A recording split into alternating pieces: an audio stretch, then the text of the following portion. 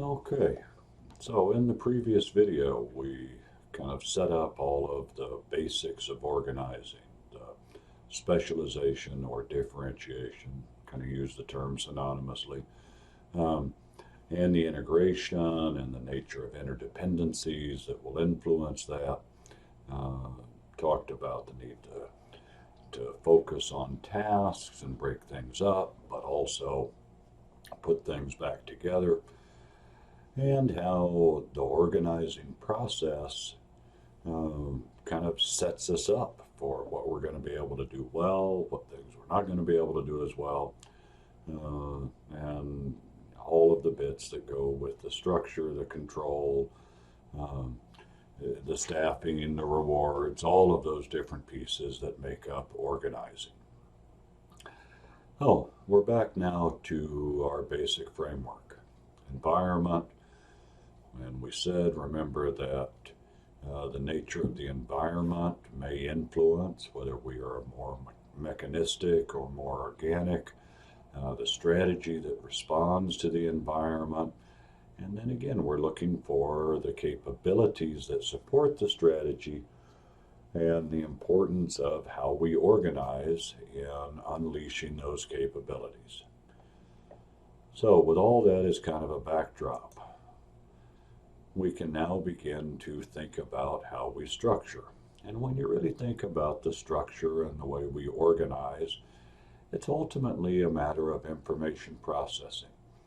That is, the structure and the associated processes determine where and how information is going to flow, and they also determine decision making responsibilities. And what the evidence has showed over time is that uh, structures ultimately have their limits, and that new structures and processes end up being needed and have evolved and emerged over time when the current approaches can no longer process the information efficiently or effectively. So, what we see kind of historically is that originally we had very simple structures, an owner and some workers. As those grew, that created coordination and control problems, and we saw the emergence of functional structures, and those were efficient for doing certain things.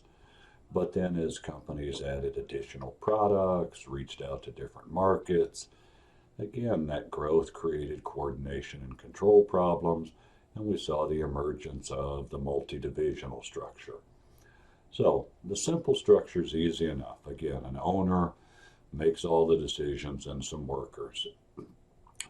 But we're going to kind of begin with the functional structure, look at it, look at the multi-divisional structure, as well as some kind of in-betweens, if you will. Do keep in mind, though, that on the one hand, we need to have a structure that supports the strategy. We need to organize in such a way that we can do the things that are important for supporting the strategy. At the same time, also be aware that any existing structure is going to focus us on certain things and keep our attention away from others, allow us to do certain things, limit our ability to do others, and can ultimately cause some inertia, limit our ability to change the options considered. All of that kind of suggests then that there is not and never will be a best structure. Any structure that we're going to look at has advantages and disadvantages. What we are trying to determine is what are the advantages, the disadvantages of different approaches so that we can match the structure and organizing approach to unleashing the capabilities that are most important, given our strategy, given our environment, given what we're trying to accomplish as an organization. We're going to go through kind of the traditional approaches, functional, again, multi-divisional, and some in-betweens, and recognize that these were mostly built for the exploitation of existing competitive advantage. They focus on specialization and differentiation of the tasks, more of an emphasis on the pieces, and that information flow is going to be primarily vertical, primarily up and down. Okay? So we'll take the functional structure as an example. Functional structure, probably the most commonly used structure around as soon as people move from a simple structure, and they specialize or differentiate based on the tasks, the functions, if you will. So we have a marketing department and a production department and those kind of things. Very common when firms offer a limited range of products, compete in a common manner in the various markets they serve, and can kind of tie into a variety of different business level strategies and can actually serve up to a fairly large size so long as the products we're offering are limited, the competition in different markets is done in a common way. That is, we're doing kind of the same limited set of things wherever we're doing them.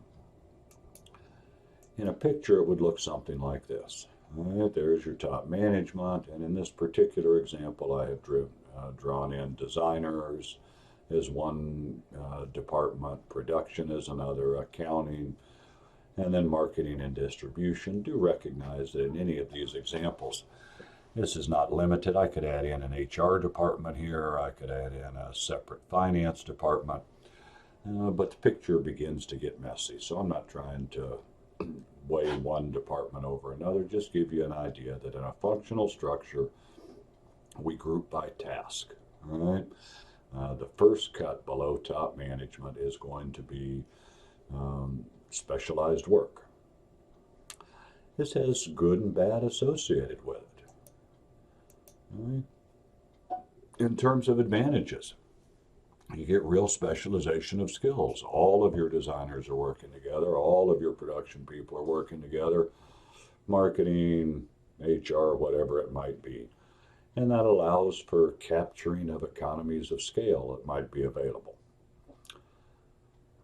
However, on the downside, there's not a lot of easy communication and coordination across the task. Note that there are no lines connecting the different departments except through top management, which means that as you add additional products or variations on products, as you're trying to compete differently in different markets, that can mean that it is slower to change and can potentially overload top management.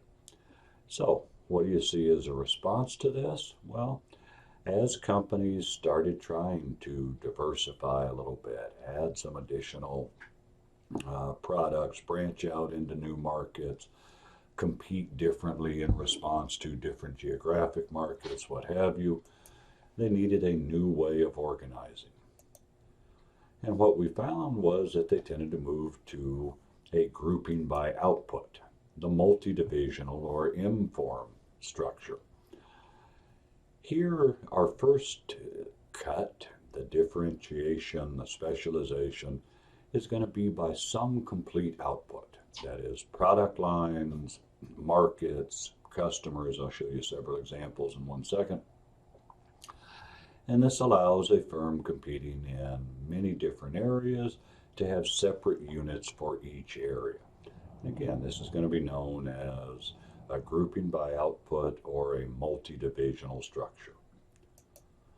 So here's a pretty common one, different product divisions. Let's take our previous firm that was in a functional structure, say they were a clothing firm, but they ended up developing different lines, a women's clothing line, a men's clothing line, and accessories.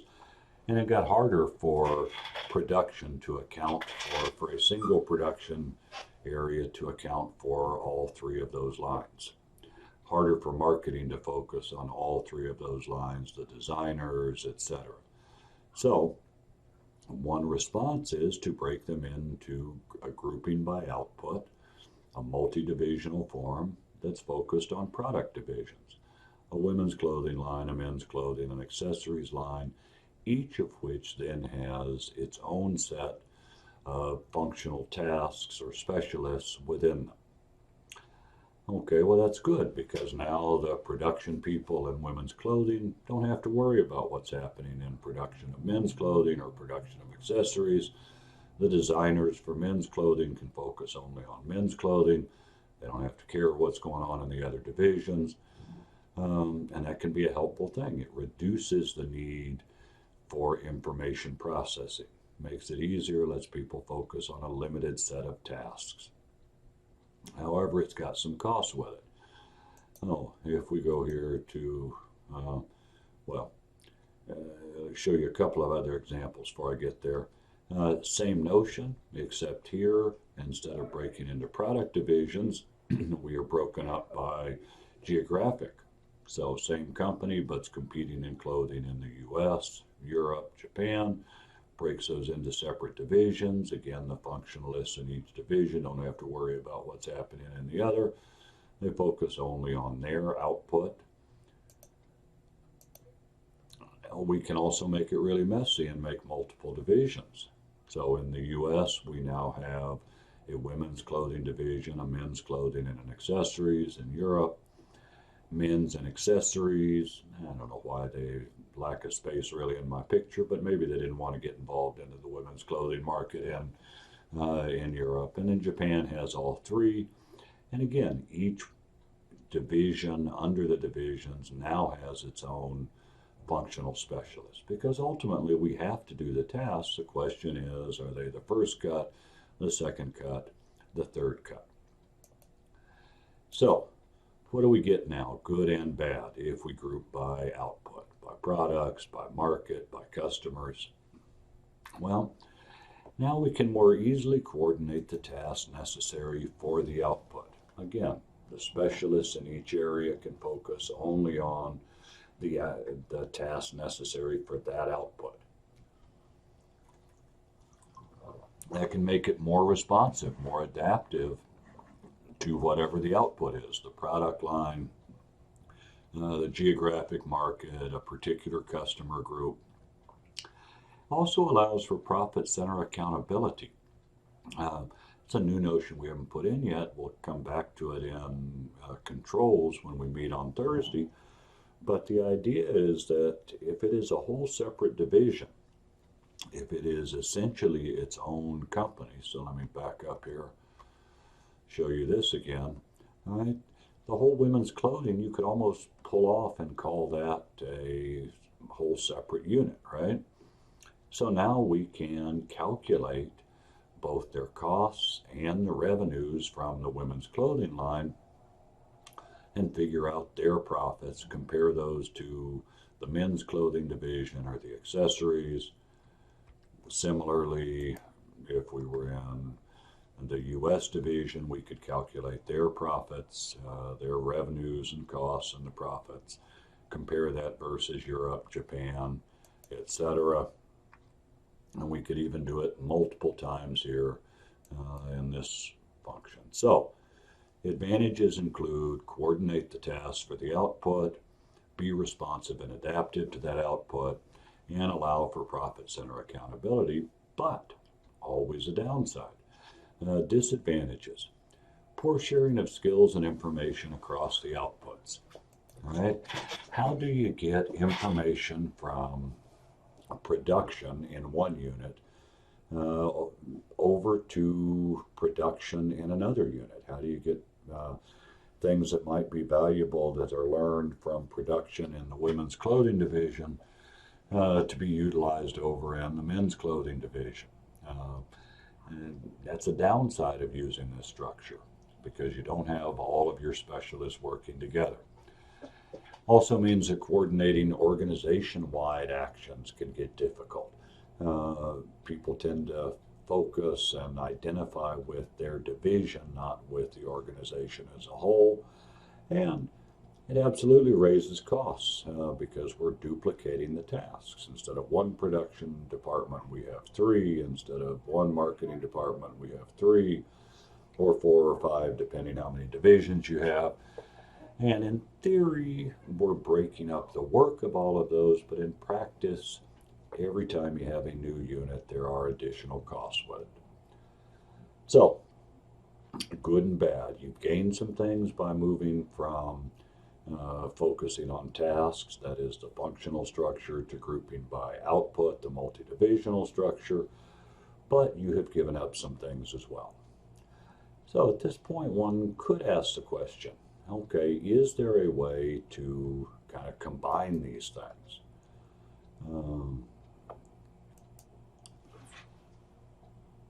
Well, it turns out that there is a way to combine them, and we'll look at those in 1 second. But let's do one other thing first. If we're going to have these multi-divisional structures, one other question we have to ask is how much are we going to make decisions at the top, and how much are we going to let the divisions operate on their own? I mean, how much freedom are we going to give? Do we want to try to share or not? Well, one way we can think about that actually sends us back to a chapter we skipped, chapter 6. And there they will talk about the levels of diversification. Some businesses have very low levels of diversification. 95% or more of their revenue comes from a single business. Yes, they have gotten into a little bit of other stuff, but not a lot. Others have a higher level, moderate, called related constrained. And in these, one business is a little more dominant, but they also have a variety of other areas, and they're trying to share services. They are related businesses. They went from one area and then broke into another. One I've been seeing lately, y'all might have some of their products, Yeti. If they are going from coolers into water bottles and coffee cups, very much related one to the other, right? They're taking a basic knowledge and put it in another place. And then at the extreme, you have very high levels of diversification. Companies that own multiple businesses, but those businesses really are in very different areas. There's no common links between them. Well, we can go back then to our multi-divisional forms and look at some different characteristics. In the more related, you're going to have greater centralization because you're going to want to share, try to share things between the units. When you're completely unrelated, you can decentralize it all to the divisions. When you're trying to be related and share things across, gain synergies, if you will, you're going to have a higher use of integrating mechanisms. You're not going to have those if the units are essentially independent. Same is true in, and again, we'll come back to in controls on Thursday, but in measuring divisional performance and in the incentives that we use. The more related the different divisions are, the more we're going to try to do things to get them to work together. The more independent they are, the more we're going to kind of treat them as separate units. So now let's go back to this notion of could we minimize the trade-offs? That is, could we mix task and output? Well, it turns out that we can, and you can try to minimize the disadvantages, but it also, as with any structure, comes with its own set of disadvantages. And you want to be careful that because you may run the risk of getting all of the weaknesses of the different types and none of the strengths. But there are a few that you'll see companies using. One is what's known as a hybrid structure. Here, this ought to look pretty clearly like an output, a multi-divisional. We've still got our women's clothing, our men's clothing, our accessories. However, note that both accounting and marketing have been pulled up and centralized. What this company in this situation would say is, look, it's design and production that really have to focus on their particular output, their product line in this example. Accounting and marketing are more common across. So rather than duplicate those units, we're going to centralize them. We could do that with different units, but in this example, I say the belief would be that it's design and production that matter for letting us adapt and respond to the divisional output needs. The other areas are less important. Okay, well, that's good. We gain some things, but turns out we also lose some things. So, in terms of advantages, we limit the amount of duplication, yet still allow key areas to focus on the given output. And those centralized functions may be able to serve as kind of an integrating or coordinating role to help with some of the downside of the divisions where things aren't shared as much. However, disadvantage. The divisions are no longer fully autonomous, which means that you're going to limit the ability to use profit center accountability, and you've still got some of the other disadvantages of an output structure. So, you gain some things, you lose some things. Alternatively, we could go to what's known as a matrix structure. Matrix had kind of a heyday a number of years ago, not used as much today, but still by some. The challenge here is when you say, okay, both the task specialization and responding to the output are important. We really want to be able to do both. So if you look across the top, design, production, accounting, marketing, we have our tasks. Looks like a functional structure, but then if you kind of turn it sideways, you get an output, right? Women's clothing, men's clothing, accessories.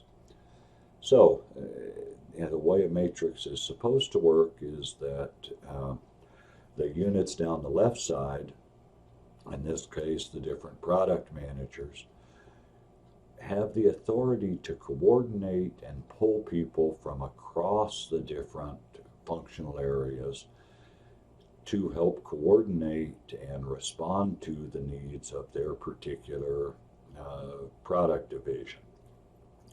You actually saw this originally with companies that were doing a lot of government contracting in the electronics area, particularly where the specialists and sharing knowledge across the specialists was important, but they had to coordinate for particular government contracts.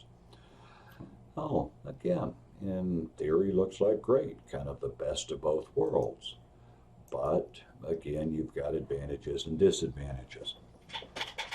It does allow a dual focus when both tasks and output are important. Encourages problem solving across the functional areas. So that's one of the limits normally of a functional structure. As kind of part of that, it reduces the demand on upper level management, and it creates an extensive communication network. All good things. However, it gets very hard to manage. And everybody has kind of two bosses. All right, if we go back here, if you're the poor person here in production that's getting kind of pulled by the head of production, as well as by the women's clothing head, both of whom want stuff, kind of puts you in a tough spot. So the two boss issue can cause a problem.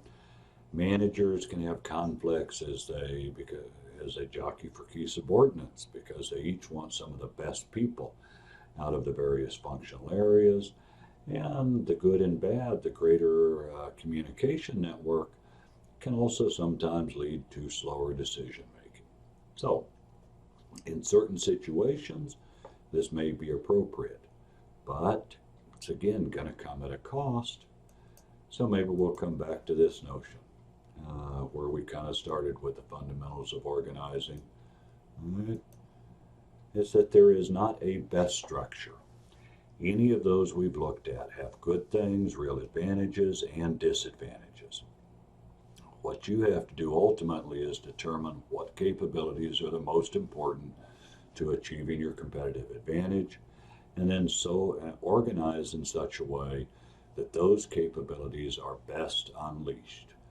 Will there be disadvantages? Will there be things that you don't do as well? Absolutely. But you kind of have to live with that and find other ways to kind of work around that. while you unleash the things that you have to be best at to reach your competitive advantage. So with that said, we'll stop there. You can go take the quiz on both of the two videos. And then I'll see you on Thursday, and we'll kind of pick up and hit some highlights out of this and move on into some new ways of organizing. Also talk some about control mechanisms and other organizing processes needed to kind of go along with the structure.